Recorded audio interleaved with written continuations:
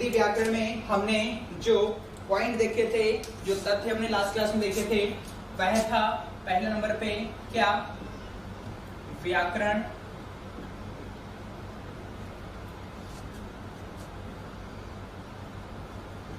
के अंग, या इसे ही कहा जाता है भाषा के अंग या इकाई।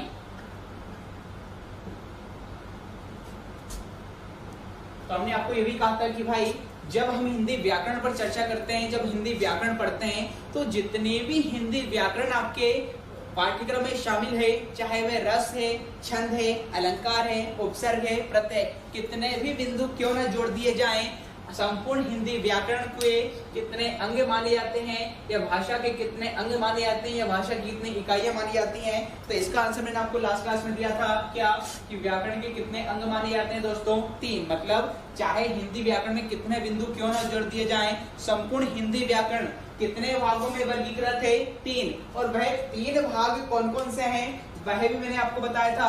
व्याकरण के 3 भाग कौन से होते हैं दोस्तों, एक होता है दोस्तों वर्ण, दूसरा होता है दोस्तों शब्द, और तीसरा भाग कौन सा होता है दोस्तों, वाक्य। और फिर हमने यहाँ पर यह भी कहा था कि भाई अर्थ के आधार पर यदि भाषा के अंग पूछें तो कितना आंसर आता है, 2। अर्थ के आधार पर, वैसे तो व्याकरण के कितने होते हैं, 3। जब अर्थ के आधार पर पूछे तो अर्थ के आधार पर भाषा के कितने अंग माने जाते हैं, सिर्फ 2। कौन कौन से, शब्द और वाक्य। अर्थ के आधार पर शब्दों का भी अपना एक अर्थ होता है, वाक्य का भी अपना एक अर्थ होता है, किंतु वर्णों का अपना एक निश्चित अर्थ नहीं होता। जैसे मैं बात करूं का, हा, रा, द, तो इन वर्णों का कोई निश्चित अर्थ नहीं है। इस कारण लास्ट क्लास में भी आपको मैंने बताया था कि अर्थ के आधार पर भाषा के कितने अंग होते हैं, 2। और वह कौन कौन से होंगे दोस्तों, शब्द और वाक्य। यदि अर्थ के आधार पर आपसे पूछेगा कि अर्थ के आधार पर भाषा के कितने अंग होते हैं, तो आंसर क्या होगा दोस्तों, शब्द होगा और वाक्य होगा। और यह भी हमने देखा था भाषा का सबसे बड़ा अंग कौन सा होता है, वाक्य। क्यों, क्योंकि हमने कहा है कि दोस्तों जो वाक्य होता है वह किससे मिलकर बनता है, शब्दों के सार्थक समूह से। शब्द किससे मिलकर बनता है, वर्णों के सार्थक योग या समूह से। अवरोही क्रम में आपको बता रहा हूं कि वाक्य की जो रचना होती है शब्दों के सार्थक समूह या योग से बनता है। वहीं पर शब्द की बात करें तो शब्द आपके वर्णों के सार्थक योग या समूह से बनता है। और यहाँ पर फिर हमने वर्ण पर चर्चा प्रारंभ कर दी गई थी। जी हाँ दोस्तों, यहाँ पर हर एक बिंदु को मैं गहराई से समझाऊंगा, वर्ण क्या होता है, शब्द क्या होता है और वाक्य क्या होता है। तो वर्ण लास्ट क्लास में हमने देखा था दोस्तों कि वर्ण क्या होता है। तो हमने ये देखा था कि वर्ण किससे मिलकर बनता है, ध्वनि से मिलकर बनता है दोस्तों। वर्ण किससे मिलकर बनता है, ध्वनि से मिलकर बनता है। अब बात आती है सर ये ध्वनि क्या होती है। दोस्तों ध्वनि का मतलब है आवाज से। मतलब जब मैं किसी वर्ण का उच्चारण करता हूँ अ, क, र, म, तो यह ध्वनि क्या कहलाता है, तो यह जो आपको उच्चारित वर्ण सुनाई पड़ रहे हैं यह क्या होती है दोस्तों, ध्वनि। और जब इस ध्वनि को मैं लिखित रूप दे देता हूँ, क्या दोस्तों, जब इस ध्वनि का लिखित रूप हम दे देते हैं, जैसे हमने यहाँ पर लिख दिया है अ, मैंने यहाँ पर लिख दिया आपका ई, मैंने यहाँ पर लिख दिया आपका क, मैंने यहाँ पर लिख दिया आपका रा। तो इसका मतलब है जब इन वर्णों का मैं उच्चारण कर रहा था तो वह तो क्या कहला रही थी दोस्तों, ध्वनि या आवाज। और जब मैं ध्वनि या आवाज को एक लिखित रूप दे देता हूँ तो ध्वनि का लिखित रूप ही क्या कहलाता दोस्तों, वर्ण कहलाता है। तो इस बात को ध्यान से समझिएगा। आज मैं दोस्तों वर्ण, शब्द और वाक्य से 5 सबसे महत्वपूर्ण तथ्य से बताने वाला हूँ। इससे पहले कभी आपने नहीं पढ़ा होगा, ना ही कभी किसी किताब में देखने को मिलता है, ना ही किसी कोचिंग के किसी शिक्षक ने इसका जिक्र किया होगा। सबसे महत्वपूर्ण दोस्तों 5 ऐसे तथ्य आपको बताने वाला हूँ। और कई बार आपकी परीक्षाओं में तथ्य पूछे जाते हैं, इसलिए ध्यान से हर एक बिंदु को समझिए। क्या कह रहा हूँ कि जब हम वर्णों का उच्चारण करते हैं तो जो हमारे मुख से ध्वनि निकलती है, जो आवाज निकलती है, और उस ध्वनि या आवाज को जब मैं लिखित रूप दे देता हूँ, सांकेतिक रूप दे देता हूँ, तो वह क्या कहलाती है दोस्तों, वर्ण कहलाता है। या फिर वर्ण की एक परिभाषा यह भी होती है क्या कि वर्ण भाषा की वह सबसे छोटी से छोटी इकाई होती है जिसके और टुकड़े नहीं किए जा सकते, जिसके और खंड नहीं किया सकते, या फिर जिसका अंतिम विभाजन नहीं हो सकता। बताइए दोस्तों मुझे, क्या इस आ को और मैं टुकड़े कर सकता हूँ? क्या इस आ का और विभाजन होगा? क्या नहीं। इस ई का होगा? क्या नहीं। इसका का होगा हलंत लगाए, पूरा नीचे हलंत लगाए, इनका आगे और आप विभाजन नहीं कर सकते, इनके टुकड़े नहीं कर सकते। तो वर्ण की परिभाषा बनती है वर्ण भाषा की वह सबसे छोटी से छोटी इकाई है जिसके और टुकड़े या खंड नहीं किए जा सकते या फिर जिसका विभाजन नहीं किया जा सकता। तो वह चीज तो क्या कहलाती है? वर्ण। तो यहाँ से जो तथ्य निकल कर आते हैं वह क्या है दोस्तों? उस तथ्य को जानिए। जो तथ्य आपके परीक्षा में पूछे जाते हैं, क्या जब यदि आपसे कहा जाए कि मौखिक रूप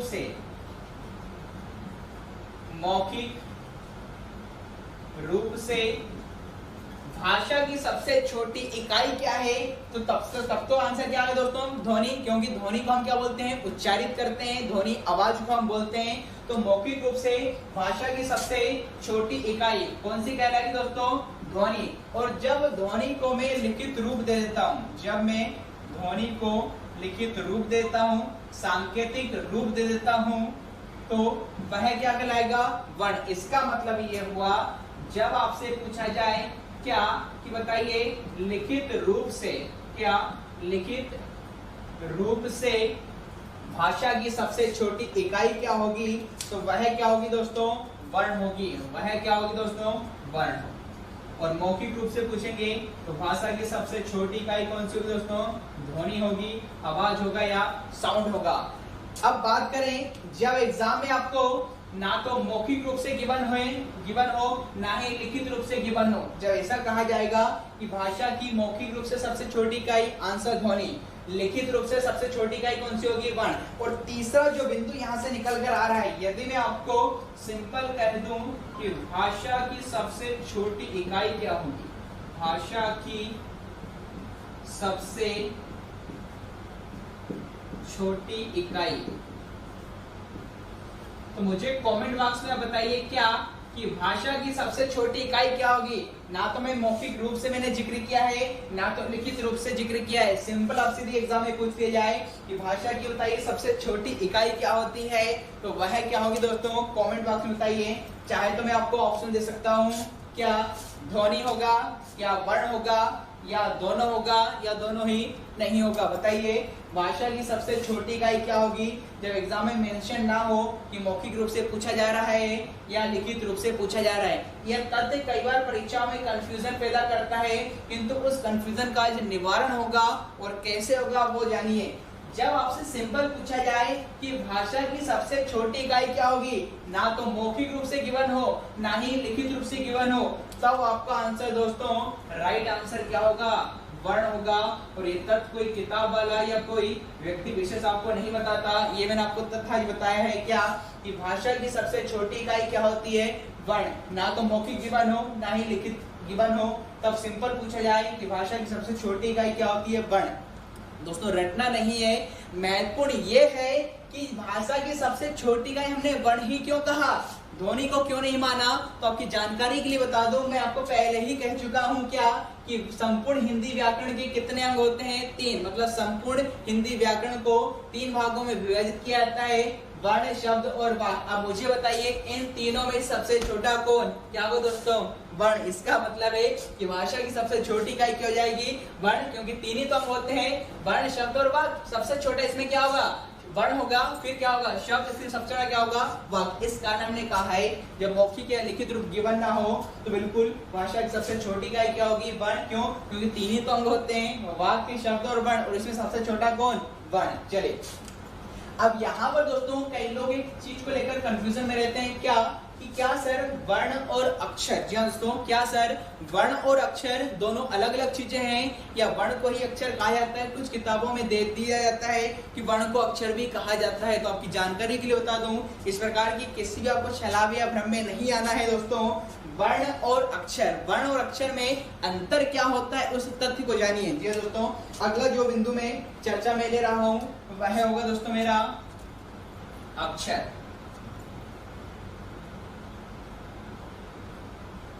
अब दोस्तों यदि अक्षर की मैं बात करूं तो अक्षर दो पदों का योग होता है। क्या ये किससे मिलकर बना है दोस्तों? अक्षर अ धन क्षर। क्या दोस्तों? अक्षर दो पदों का योग होता है आ धन क्षर। अब देखो यहाँ पर आ तो क्या हो दोस्तों? उपसर्ग होता है और अ उपसर्ग का प्रयोग हमेशा मैं किस संदर्भ में करता हूँ? नहीं के संदर्भ में करता हूँ।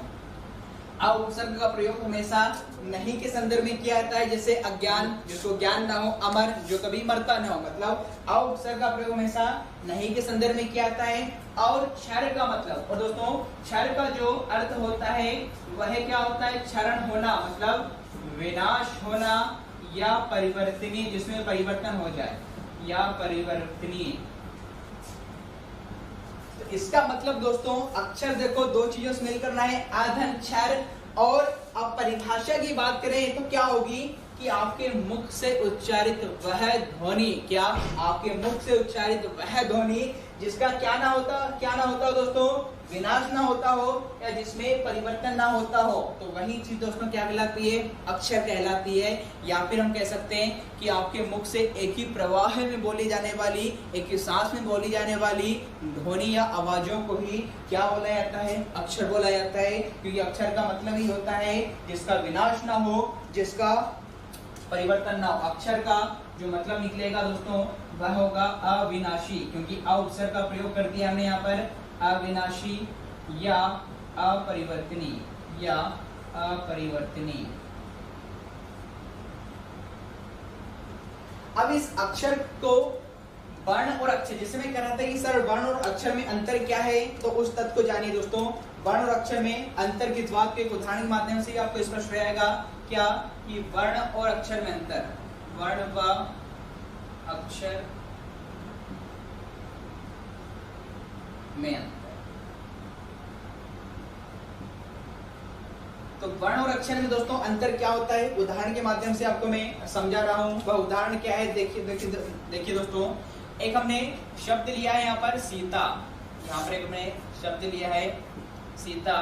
अब यदि सीता शब्द में मैं बात करूं कि सर कितने अक्षर होंगे, सीता शब्द में अक्षरों की बात करें तो अक्षर तो दोस्तों कितने होंगे?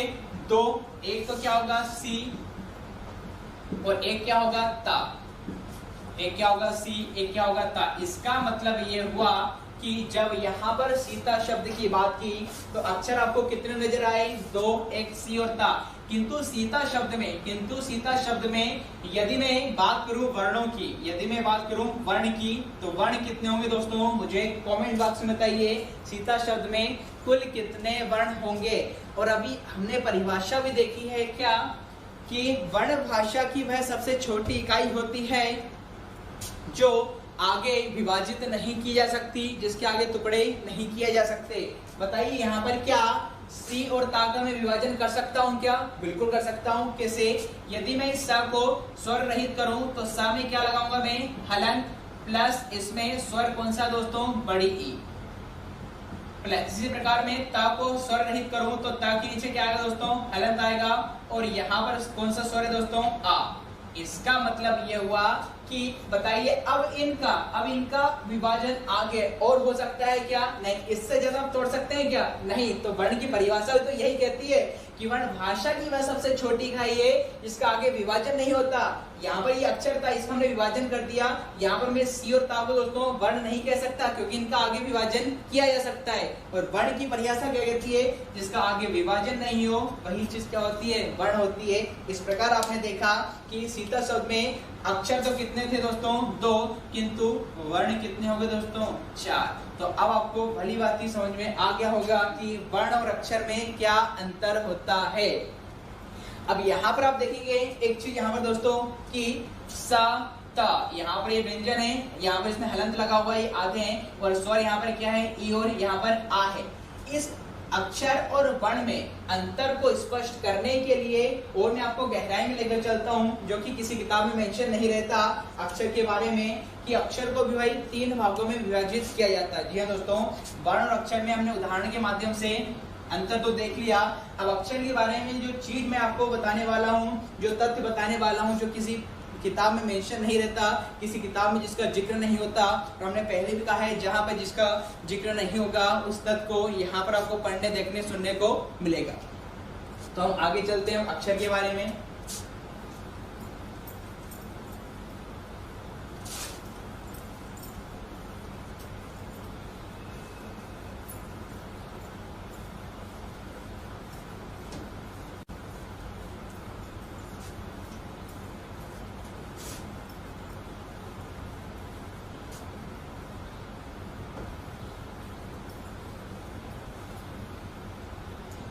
चलिए, तो अब अक्षर की हम यहाँ पर बात कर रहे हैं दोस्तों।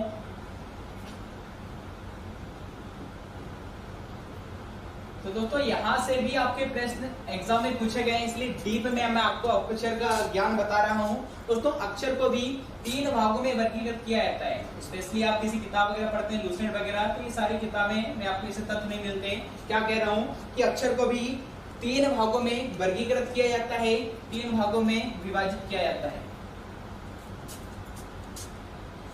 पहला क्या होगा दोस्तों, एक ध्वनि वाले अक्षर, एक ध्वनि वाले अक्षर,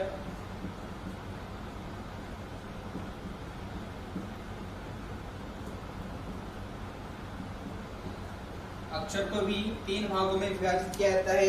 एक होगा दोस्तों एक ध्वनि वाले अक्षर, दूसरा होगा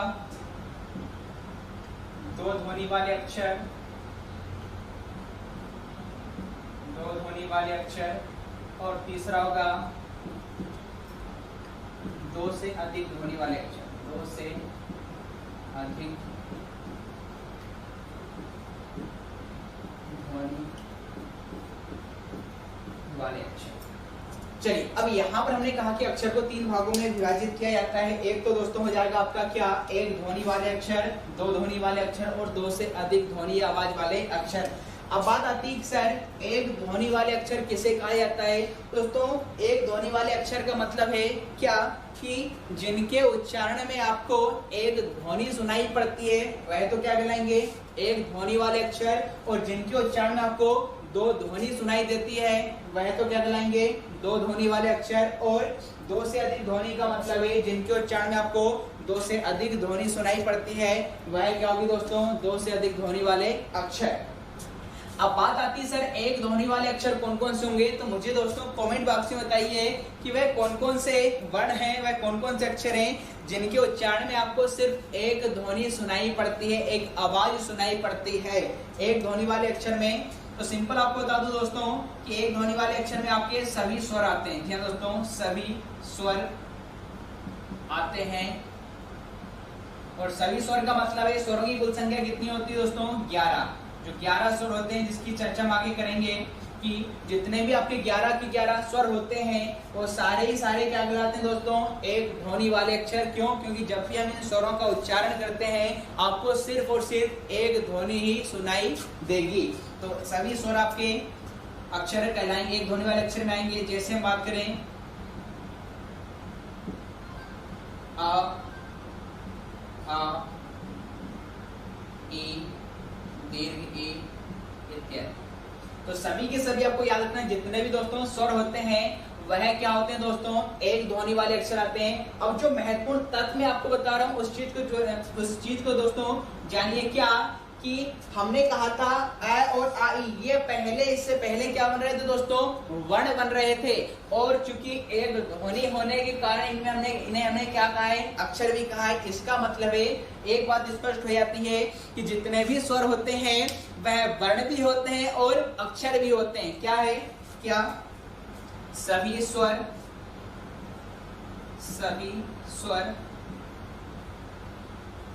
वर्ण प्लस अक्षर दोनों ही होते हैं। क्या दोस्तों जो तथ्य आपको निकल के आ रहा है कि जितने भी स्वर होते हैं वह अपने आप में वर्ण भी है और अक्षर भी है। चलो अगला हम दोस्तों जान रहे हैं कि सर 2 ध्वनि वाले अक्षर किसे कहा जाता है।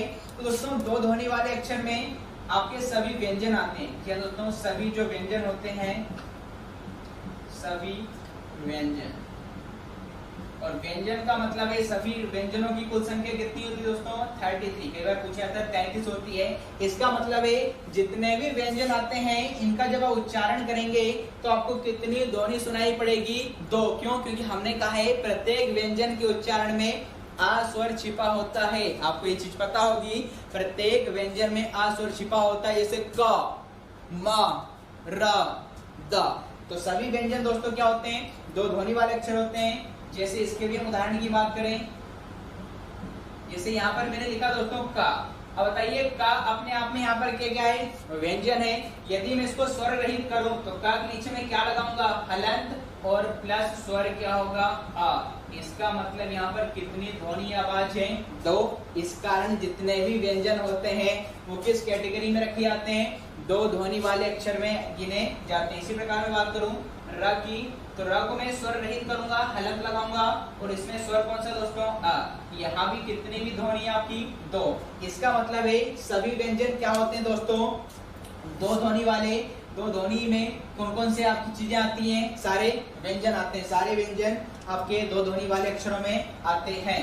इसका मतलब है यहाँ से एक तथ्य आपको जो निकल के आएगा, क्या हमने एक ध्वनि वाले अक्षर में यह बात कह दी कि जो वर्ण होते हैं, जो अक्षर होते हैं वह स्वर होते हैं। मतलब स्वर वर्ण भी होता है और अक्षर भी होता है। जो आपके स्वर होते हैं वह वर्ण भी होते हैं और अक्षर भी होते हैं। किंतु व्यंजन की बात करें तो दोस्तों याद रहे, एक व्यंजन अक्षर तभी बनता है, क्या बोल रहा हूं? एक व्यंजन अक्षर तभी बनता है जब उसके साथ किसका योग हो? स्वर का। क्या कह रहा हूं? एक जो व्यंजन है आपका वह अक्षर तभी बनता है जब उसके साथ किसका योग होना चाहिए दोस्तों? स्वर का। तो इस चीज को ध्यान रखें, एक व्यंजन स्वर के साथ योग होने पर ही बनता है। इस प्रकार के तथ्य आपको दोस्तों किताबों में देखने को नहीं मिलते। यहाँ पर हर एक बिंदु को बारीकी से ले रहा हूँ। चलो, तो एक ध्वनि वाले अक्षर में हमेशा स्वर आएंगे, 2 ध्वनि वाले अक्षर हमेशा क्या आएंगे? व्यंजन आएंगे। अब बात करते हैं सर 2 से अधिक ध्वनि वाले अक्षर में कौन कौन से आएंगे? तो यहाँ पर थोड़ा ध्यान दें दोस्तों कि जो 2 से अधिक ध्वनि वाले अक्षर होते हैं ये भी 2 प्रकार के होते हैं। क्या? 2 से अधिक ध्वनि वाले अक्षर 2 प्रकार के होते हैं। 2 से अधिक ध्वनि वाले अक्षर भी दोस्तों 2 प्रकार के होते हैं। एक तो होता है दोस्तों बदाक्षर, एक होता है दोस्तों बदाक्षर, दूसरा होता है दोस्तों मुक्ताक्षर। क्या कह रहा हूं कि 2 से अधिक ध्वनि वाले जो अक्षर होते हैं, 2 से अधिक वाले ध्वनि वाले अक्षर भी कितने प्रकार के होते हैं दोस्तों? 2 प्रकार के होंगे। एक कौन सा होगा? बदाक्षर, और दूसरा कौन सा होगा दोस्तों? मुक्ताक्षर। अब बात ये आती है कि क्या कि सर बदाक्षर क्या होता है, ये मुक्ताक्षर क्या होता है? तो दोस्तों ध्यान रहे कि जिस शब्द की बदाक्षर किसे कहा जाएगा? जिस शब्द की अंतिम ध्वनि व्यंजन हो, जिस शब्द की अंतिम ध्वनि व्यंजन हो उसे तो क्या कहा जाएगा? बदाक्षर। और जिस शब्द की अंतिम ध्वनि दोस्तों स्वर हो उसे क्या कहा जाता है? मुक्ताक्षर। फिर समझे, 2 से अधिक ध्वनि या आवाज वाले अक्षर कितने प्रकार के होते हैं? 2। एक होता है बदाक्षर, एक होता है मुक्ताक्षर। बदाक्षर की परिभाषा क्या होगी? क्या? जिस शब्द की अंतिम ध्वनि क्या हो? व्यंजन हो, वह तो बदाक्षर। और जिस शब्द की अंतिम ध्वनि क्या हो सर, वह क्या होगा? मुक्ताक्षर। उदाहरण समझिए कैसे, जैसे यहां पर मैंने एक शब्द लिखा दोस्तों जगत, और जगत में ता में नीचे हलंत है। यहाँ पर मैंने लिखा महान और ना में दोस्तों यहाँ पर हलंत है। बताइए, जगत और महान की बात करूं, जगत में ता में नीचे हलंत है और ना में आपका हलंत है। तो जगत और महान इन दोनों ही शब्दों में अंतिम ध्वनि क्या है दोस्तों? व्यंजन है। यहाँ पर ता के नीचे और न के नीचे मैंने हलंत लगाया है, मतलब इसमें स्वर नहीं है। तो अंतिम ध्वनि यहाँ पर क्या है? व्यंजन है। और जिस शब्द की अंतिम ध्वनि दोस्तों व्यंजन होती है उसे ही क्या बोला जाता है? बदाक्षर बोला जाता है। अब बात आती है सर मुक्ताक्षर क्या है? तो परिभाषा में हमने कहा है क्या कि जिस शब्द की अंतिम ध्वनि क्या हो, स्वर हो, उसे तो क्या बोला जाता है दोस्तों, मुक्ताक्षर बोला जाता है। जैसे यहाँ पर एक मैंने शब्द लिया दोस्तों कमल, एक हमने लिया दोस्तों शेरनी। बताइए इस शेरनी और कमल शब्द में अंतिम ध्वनि यहाँ पर बताइए, ला में कौन सा स्वर छिपा है, आ, ना में कौन सा स्वर छिपा है, बड़ी ई, ला में कौन सा स्वर है दोस्तों, आ, और इसमें कौन सा स्वर है, बड़ी ई। इसका मतलब है कमल और शेरनी इन दोनों ही शब्दों में अंतिम ध्वनि क्या है, स्वर है। इस कारण कमल और शेरनी किसके उदाहरण होंगे, मुक्ताक्षर। जगत और मान में दोनों में हलंत लिखा है, मतलब अंत में व्यंजन है, इस कारण ये क्या होंगे, बदाक्षर। कई बार आपकी परीक्षाओं में एक उदाहरण दे दिया जाता है, जैसे एक बार पूछा गया था, बताइए क्या झरना, बोले झरना शब्द किसका उदाहरण है, मुक्ताक्षर का या बदाक्षर का। कमेंट बॉक्स में बताइए कि झरना जो शब्द है वह किसका उदाहरण होगा। क्या प्रश्न पूछ रहा हूं, झरना किसका उदाहरण है। तो दोस्तों झरना में आप देखेंगे अंतिम, झरने शब्द में अंतिम जो आपको ध्वनि सुनाई पड़ रही है वह स्वर की है, और स्वर कौन सा है, आ। और हमने कहा था यदि अंतिम ध्वनि स्वर हो तो वह क्या कहलाएगा, मुक्ताक्षर।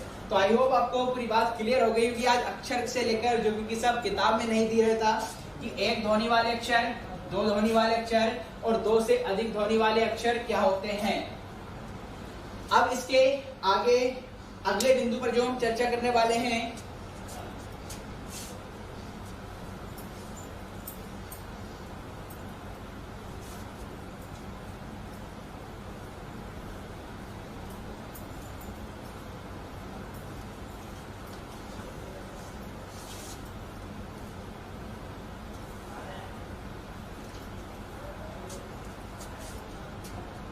अगला जो बिंदु है हमारा दोस्तों, तो हमने अभी तक जो चर्चा की है, पहले हमने चर्चा की दोस्तों वर्ण, क्योंकि वर्ण का संबंध कहीं कि अक्षर को लेकर कंफ्यूजन हो रहा था, तो वर्ण और अक्षर दोनों में मैंने अंतर स्पष्ट कर दिया। अब जो वर्ण के बाद दूसरा बिंदु आ रहा है दोस्तों भाषा का, वह क्या था हमारा, शब्द। जी दोस्तों दूसरा जो हमारा बिंदु था वह था क्या, शब्द। अब बात आती है सर शब्द कैसे कहा जाता है। तो दोस्तों अभी हमने कहा था परिभाषा में कि जो शब्द मिलकर किससे मिलकर बनता है, वर्णों के, तो वर्णों के योग या समूह को शब्द तो कहा जाता है, किंतु वर्ण कैसे होना चाहिए, सार्थक होना चाहिए। क्या परिभाषा की बात करूं तो शब्द किससे मिलकर बनेगा, वर्णों के सार्थक समूह से बनने वाली है। वर्णों के सार्थक समूह से बनने वाली इकाई दोस्तों क्या कहलाती है, शब्द कहलाती है। इसका मतलब ये हुआ, ऐसा नहीं होगा कि आप कभी भी 3 4 5 या कितने आपने वर्ण उठा लिए और किसी भी वर्ण का योग कर दिया, समूह बना दिया, शब्द बन जाएगा। परिभाषा ये कह रही है कि वर्णों का समूह तो होता है, वर्णों का योग तो होता है, किंतु वर्णों के योग से जो शब्द बनेगा वह कैसा होना चाहिए, सार्थक। सार्थक का मतलब होता है अर्थ सहित, और एक होता है निरर्थक, मतलब जिसका अर्थ नहीं हो या अर्थ रहित। जैसे एक उदाहरण से आपको सारी वार्ता स्पष्ट हो जाएगी। एक उदाहरण यहाँ पर मैं ले रहा हूं, मैंने 3 वर्ण लिए, एक मैंने लिखा है क, एक मैंने लिखा है म, एक मैंने लिखा है ल। ये 3 वर्ण मैंने लिए।